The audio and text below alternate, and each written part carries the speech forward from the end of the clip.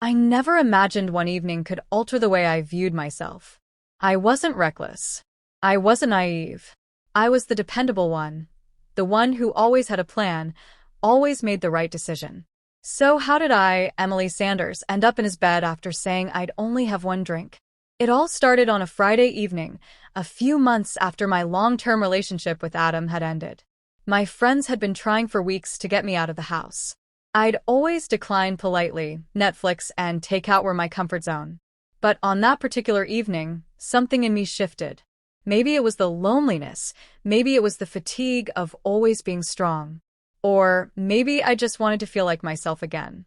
So when my best friend Rachel invited me to a small get-together at her friend's apartment downtown, I surprised her, and myself, by saying yes. "You need this," she said, practically bouncing as we got ready. "It's not some crazy party. Just a few of us. And you can leave whenever you want." I put on a simple dress, nothing too revealing, and tied my hair back. I didn't want to send any wrong signals. I didn't plan on meeting anyone. I just wanted to feel alive. We got to the apartment around 9. It was cozy, with string lights casting a warm glow across the living room. A few people were chatting near the kitchen. Music played softly in the background. I felt instantly at ease. That's when I saw him. He was laughing at something one of his friends said, a drink in hand, completely unaware of me. His name was Jake. Tall, dark-haired, and dressed casually in a flannel shirt and jeans. He didn't look like someone trying to impress anyone. He just looked comfortable in his own skin. I glanced away quickly, not wanting to seem obvious, but a few minutes later, I felt a tap on my shoulder. "You're Emily, right?" he asked. I blinked. "Yes, how did you know?" "Rachel's been talking you up all week," he said with a grin. "Said you're smart, stubborn, and way too into crime documentaries." My cheeks flushed. Guilty. He handed me a glass. "It's just a seltzer and lime. Figured I'd start you off easy." I laughed. I said I'd only have one. "One's all it takes," he said, raising an eyebrow. I didn't know if he meant the drink or something else. But I smiled anyway. The evening passed effortlessly. Jake wasn't pushy or flirty in a forced way. He was just there. Present. We sat on the couch for what felt like hours, talking about everything from favorite books to worst dates. I laughed more than I had in months. And when the conversation dipped into more personal territory, past relationships, heartbreaks, regrets, I didn't feel the usual urge to guard myself. Around midnight, most of the guests had left. Rachel gave me a look from across the room, mouthing, "You good?" I nodded, and she smiled before heading out. Jake and I were the only ones left. The music had faded into silence, and we were sitting closer now, our knees brushing. I knew I should leave. I had said 1 drink, 1 hour, 1 night, but something about his presence made me feel safe. Not intoxicated, just understood. "I haven't felt this comfortable in a long time," I admitted softly. "Same," he said. "It's rare. Especially after everything we go through." There was a pause. A long, quiet moment where neither of us spoke, and the only sound was the hum of the fridge. Then he reached out, gently tucking a strand of hair behind my ear. I didn't stop him. He didn't kiss me, not right away. He just looked at me like he was trying to read the entire story of my life in my eyes. "Emily, can I be honest?" he asked. I nodded. "I didn't expect to meet someone tonight. Especially not someone like you." I smiled, but it trembled a little. I didn't expect to feel something again. Not so soon. He leaned in slowly, giving me every chance to pull away. I didn't. Our lips met softly, tenderly. There was no urgency, no pressure, just something warm and real. When he asked if I wanted to stay, he didn't phrase it as a question of intimacy. He simply said, "You don't have to go if you don't want to."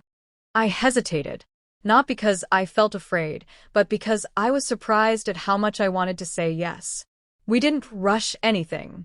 We lay side by side, fully clothed, talking until the sun started to rise. At some point, I drifted off, my head on his shoulder, his hand resting gently on mine.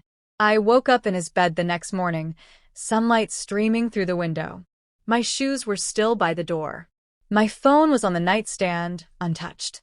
Jake was already up, making coffee. When he saw me, he smiled, not sheepishly, not smugly, just warmly. "Morning," he said. "I made you a cup. I figured you'd need it." I sat up slowly, rubbing my eyes. "What time is it?" "Almost 9. You slept like a rock." I took the coffee and sipped it, grateful for the silence. He didn't make it awkward. Didn't ask what last night meant. He just let me be. "I should go," I said after a while. "I wasn't planning on staying." He nodded. "I know. No pressure. I'm just glad you did." I walked home that morning with a strange sense of peace. I expected guilt. I expected confusion. But all I felt was clarity. It wasn't about the drink. It wasn't even about the kiss. It was about letting go for once and allowing myself to be seen. Over the next few weeks, Jake and I kept in touch. He didn't bombard me with texts or try to move things too fast. He just checked in. We met up for coffee, for walks, for long conversations that never felt like they had to lead anywhere. One night after dinner, I told him everything about Adam, about the years I'd spent feeling like I had to earn love by being perfect, about the nights I cried myself to sleep because I felt like I wasn't enough. Jake listened without interrupting. When I finished, he didn't try to fix me. He just said, "You never had to prove anything. Not to me. Not to anyone." It wasn't some grand fairy tale transformation. There were still moments of doubt. There were still nights when I'd stare at the ceiling wondering if I was doing the right thing. But slowly, day by day, I realized that I didn't need to have everything figured out. I just needed to be real. And Jake? He stayed. Through the messy, vulnerable parts. Through the times I pushed him away and the moments I needed space. He never made me feel guilty. He just made me feel safe. Looking back, I don't regret saying yes to that drink. Or staying the night. Because it wasn't about falling into someone's bed. It was about finally stepping out of my own fears. I said, just one drink, because I didn't want to admit that I was hoping for more. Not more drinks, not more attention, but more of me. I was tired of hiding behind walls. Sometimes the things we fear the most, the impulsive decisions, the unexpected connections, are the very things that remind us we're still human, still capable of love, still worthy of it. So yes, I ended up in his bed. But more importantly, I found my way back to myself.